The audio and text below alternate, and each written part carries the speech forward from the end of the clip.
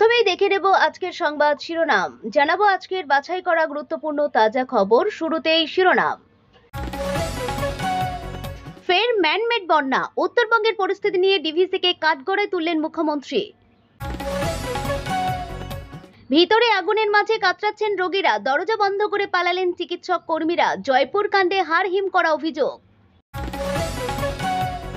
ভরা এজলাসে প্রধান বিচারপতি বিআর গাভাইয়ের দিকে উড়ে এলো জুতো, প্রশ্নের মুখে সুপ্রিম কোর্টে নিরাপত্তা। নাগরাকাটায় বিজেপি সাংসদ খগেন মুর্মু বিধায়ক শঙ্কর ঘোষের উপর হামলা, তৃণমূলকেই দোষছে গেরুয়া দল। পুজোর ছুটি শেষ হতে বড় খবর, অক্টোবরে আসছে 4 দিনের মহা ছুটি। সরকারি কর্মী ও পড়ুয়াদের জন্য দারুণ সুযোগ। ট্রেন আসছে হঠাৎ, লাইনে খটখট শব্দ, এক যুবকের তৎপ্রতায় বাঁচল শত শত জীবন। আসছে বিস্তারিত খবরে। ফের ম্যানমেড বন্যা, উত্তরবঙ্গের পরিস্থিতি নিয়ে ডিভিসিকে কাঠগড়ায় তুললেন মুখ্যমন্ত্রী। প্রায় 12 ঘন্টার টানা বৃষ্টিতে বিপর্যস্ত উত্তরবঙ্গের পাহাড় ধসে কোথাও ঘরবাড়ি, কোথাও সেতু ভেঙে পড়েছে, ক্ষতিগ্রস্ত রাস্তাঘাটও। এই বিপর্যয়ে অন্তত 23 জনের মৃত্যু হয়েছে। মৃতদের পরিবার পিছু 5 লক্ষ টাকা এবং একজনের হোমগার্ডের চাকরির ঘোষণা করলেন মুখ্যমন্ত্রী মমতা বন্দ্যোপাধ্যায়। পরিস্থিতি খতিয়ে দেখতে আজ অর্থাৎ সোমবার উত্তরবঙ্গে রওনা দিয়েছেন মুখ্যমন্ত্রী। তার কলকাতা বিমানবন্দরে দাঁড়িয়ে তিনি বলেন, উত্তরবঙ্গের বন্যা ম্যানমেড, ডিভিসি ইচ্ছে করে জল ছেড়ে বন্যা করে দিয়েছে। ঠিক করে ড্রেজিং হলে এমনটা হতো না। এদিন মুখ্যমন্ত্রী বলেন, শনিবার থেকে উত্তরবঙ্গের দিকে নজর রাখছি। ভুটান, অসম থেকে জল ঢুকছে। ভুটানের জলের সবচেয়ে ক্ষতিগ্রস্ত নাগরাকাটা, মিরিক। এখনো যারা সেখানে আছেন তাদের ফিরিয়ে আনতে 45টি ভলভো বাসের ব্যবস্থা করা হয়েছে। তাদের ফিরিয়ে আনার দায়িত্ব আমাদের। মমতা জানান, রবিবার নবান্নে পরিস্থিতি পর্যালোচনার পরই রাজ্যের মন্ত্রী অরূপ বিশ্বাসকে আগেই ধূপগুড়িতে পাঠানো হয়েছে। মুখ্যমন্ত্রী নিজের সোমবার সকালে পৌঁছে প্রথমে যাবেন হাসিমারা, তারপর নাগরাকাটা। যতদূর যাওয়া সম্ভব ততদূর গিয়ে পরিস্থিতি খতিয়ে দেখবেন বলেও জানিয়েছেন তিনি। সঙ্গে থাকছেন রাজ্যের মুখ্য সচিব মনোজ পন্থ। মঙ্গলবার মমতা পৌঁছাবেন মিরিকে, যেখানে দার্জিলিংয়ের এই বিপর্যয়ের সবচেয়ে বেশি ক্ষয়ক্ষতির ও প্রাণহানি ঘটেছে।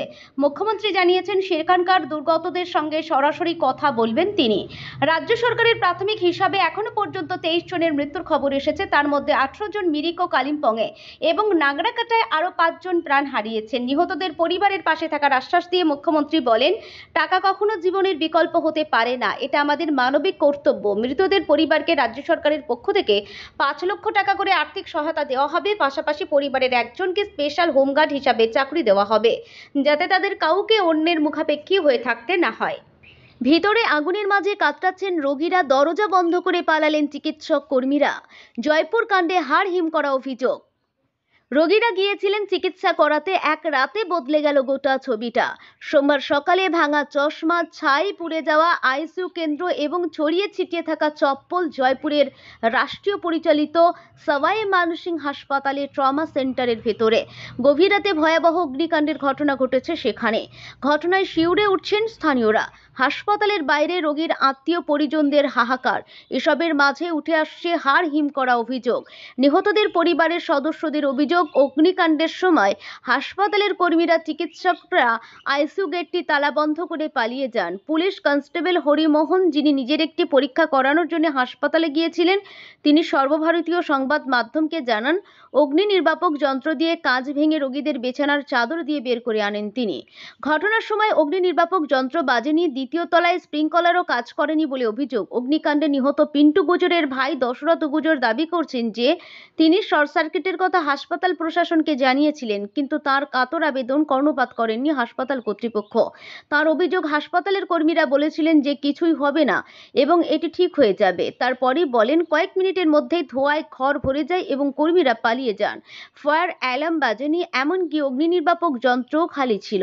1 ঘন্টা পরে ফায়ার ব্রিগেড চলে এসে আগুন নিভিয়ে দেয়। তারপরে আমরা পেছনের গেট দিয়ে প্রবেশ করি এবং বিছানার চাদরে জড়িয়ে রোগীদের বের করে আনি। এ প্রসঙ্গে উল্লেখ্য, ট্রমা সেন্টারের ইনচার্জ ডক্টর অনুরাগ ধাকার জানিয়েছেন যে স্টোরেজ এলাকায় আগুন লাগার সময় নিউরো আইসিইউতে 11 জন রোগী চিকিৎসাধীন ছিলেন। আগুন দেখে হাসপাতাল জুড়ে বিশৃঙ্খলা সৃষ্টি হয়। ধোঁয়া দ্রুত ছড়িয়ে পড়তে থাকে। রোগী এবং তাদের পরিবারের মধ্যে আতঙ্ক ছড়িয়ে পড়ে। আগুনে হাসপাতালের বিভিন্ন নথি, আইসিইউ সরঞ্জাম, রক্তের নমুনা, টিউব এবং এলাকায় সংরক্ষিত অন্যান্য জিনিসপত্র পুড়ে গিয়েছে। পরিস্থিতি জটিল হচ্ছে দেখে হাসপাতালের কর্মীরা রোগীদের সরিয়ে নিয়ে যান। এমনকি তাদের বিছানা সহ হাসপাতাল বিল্ডিংয়ের ভবনের বাইরে নিয়ে যাওয়া হয়। পরে দমকল কর্মীরা পৌঁছে প্রায় 2 ঘন্টার মধ্যে আগুন নিয়ন্ত্রণে আনে। ভরা আদালতে প্রধান বিচারপতির দিকে ছুটে এলো জুতো। ঘটনায় হতচকিত সুপ্রিম কোর্টের প্রধান বিচারপতি বি.আর. গাভাই। কি বলছেন তিনি, বিশদে জানতে দেখতে থাকুন ভিডিওটি। সোমবার তখন সবেমাত্র ইজলাসের কাজকর্ম শুরু হয়েছে, আর তারই মধ্যে প্রধান বিচারপতির দিকে উড়ে এলো জুতো। এমনই চাঞ্চল্যকর ঘটনাটি ঘটেছে দেশের প্রধান বিচারপতি বি.আর. গাভাইয়ের সঙ্গে। ঘটনায় হতচকিত হয়ে যান তিনিও। সূত্রের খবর, সোমবার আদালতের কাজকর্ম চলাকালীন প্রধান বিচারপতিকে হেনস্থা করার অভিযোগ ওঠে এক ব্যক্তির বিরুদ্ধে। প্রত্যক্ষদর্শীদের দাবি, কালো পোশাক পরা ছিল ওই ব্যক্তির। সম্ভবত তিনিও আইনজীবী ছিলেন বলে মনে করা হচ্ছে, তবে এ বিষয়ে এখনো স্পষ্টভাবে কিছু জানা যায়নি।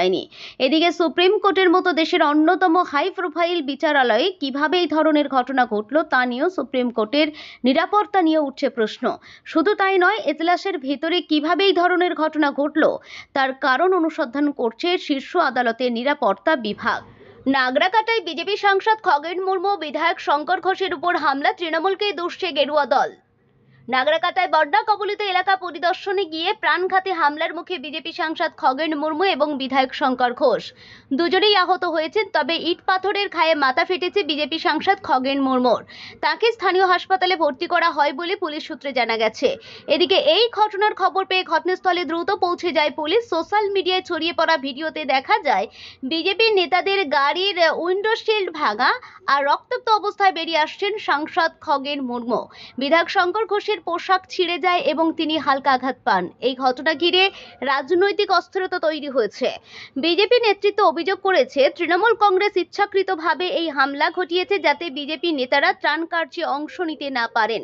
বিধানসভার বিরোধী দলনেতা শুভেন্দু অধিকারী মুখ্যমন্ত্রী মমতা বন্দ্যোপাধ্যায়কে আক্রমণ করে বলেন, উত্তরবঙ্গের বন্যা ও ভূমিধসের সময় যখন রাজ্যবাসী দুঃখে, তখন মমতা বন্দ্যোপাধ্যায় সেলিব্রিটিদের সঙ্গে নাচছিলেন। এখন জনরোষে আতঙ্কিত হয়ে তিনি তার দোসরদের দিয়ে বিজেপি সাংসদ ও বিধায়কদের উপর হামলা চালাচ্ছেন।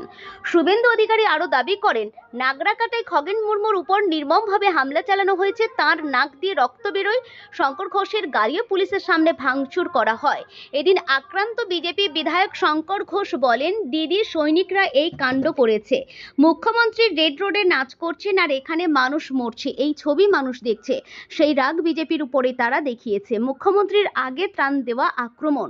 অন্যদিকে তৃণমূলের যুবনেতা দিবাংশু ভট্টাচার্য এদিনের এই হামলা প্রসঙ্গে সংবাদ মাধ্যমকে বলেন, হামলাকারীদের দিদি সৈনিক বলছেন। এর আগে যত হামলা হয়েছে তখন তো বলতেন এটা জনরোষ।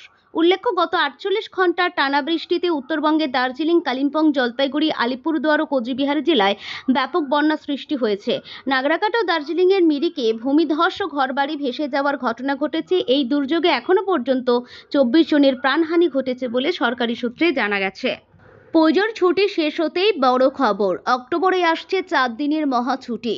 সরকারি কর্মী ও পড়ুয়াদের জন্য দারুণ সুযোগ। শিক্ষার্থী থেকে শুরু করে সরকারি কর্মচারী সকলেরই মন খারাপ পুজোর ছুটি শেষ হওয়ায়। সেপ্টেম্বর মাসের শেষ থেকে যে দীর্ঘ ছুটির সুযোগ এসেছিল লক্ষ্মী পুজো পর্যন্ত, তা শেষ হয়েছে। কিন্তু মন খারাপ করার দরকার নেই, কারণ অক্টোবর মাসে আসছে আরও একটি লম্বা ছুটির সুযোগ। পুজোর ছুটি শেষ হওয়ার পর কাল থেকে রাজ্যের সরকারি বেসরকারি স্কুল খুললেও ফের কবে টানা ছুটি আসবে সেই হিসাব করছেন সবাই। সেই অপেক্ষার অবসান ঘটিয়ে আগামী 20 অক্টোবর দীপাবলি উপলক্ষে 4 দিনের টানা ছুটি পাওয়ার সম্ভাবনা তৈরি হয়েছে। 4 দিনের ছুটির বিন্যাস কি? 2025 সালে পশ্চিমবঙ্গ সরকার কালীপুজো, দীপাবলি ও ভাইফোঁটা উপলক্ষে সরকারি কর্মচারীদের জন্য মোট 4 দিনের ছুটি ঘোষণা করেছে। এই টানা ছুটির বিন্যাস: 20 অক্টোবর দীপাবলির মূল ছুটি, 21 অক্টোবর অতিরিক্ত ছুটি ঘোষণা হতে পারে। এই ছুটি সরকারি আদেশ শীঘ্রই জারি হতে পারে। ছাত্রকর্মীদের জন্য এটি এক দারুণ খবর। এই উপলক্ষে ভিড়ের কথা মাথায় রেখে রেলওয়ে ইতিমধ্যে বিশেষ ট্রেনের ঘোষণা করেছে। শীঘ্রই বিশেষ বাসের ঘোষণাও আসতে চলেছে। অক্টোবরে শুধু দীপাবলি নয়, আরও ছুটি। অক্টোবর মাসে শুধুমাত্র দীপাবলি নয়, আরও কয়েকটি গুরুত্বপূর্ণ উৎসবের কারণে স্কুল বন্ধ থাকবে। ট্রেন আসছে, হঠাৎ লাইনে খটখট শব্দ। এক যুবকের তৎপরতায় বাঁচল শত শত জীবন। আলিপুরদুয়ার কোচবিহার রেলপথে কালচানি ব্রিজের কাছে রেল লাইনের সংযোগস্থলে একাধিক নাট বল্টু খোলা দেখে বড়সড় দুর্ঘটনা রুখলেন স্থানীয় যুবক ভাস্কর চন্দ্র। মালগাড়ি পাওয়ার হওয়ার পর অদ্ভুত শব্দ শুনে তিনি লাইনের দিকে ছুটে যান এবং বিপদের আঁচ করে সঙ্গে সঙ্গে ফেসবুক লাইভ করে রেল কর্তৃপক্ষকে জানান। খবর পেয়ে দ্রুত রেল কর্মীরা এসে লাইন মেরামত করলে স্বাভাবিক হয় ট্রেন চলাচল। যুবকের তাৎক্ষণিক বুদ্ধি ও সাহসিকতার প্রশংসা করেছেন রেল।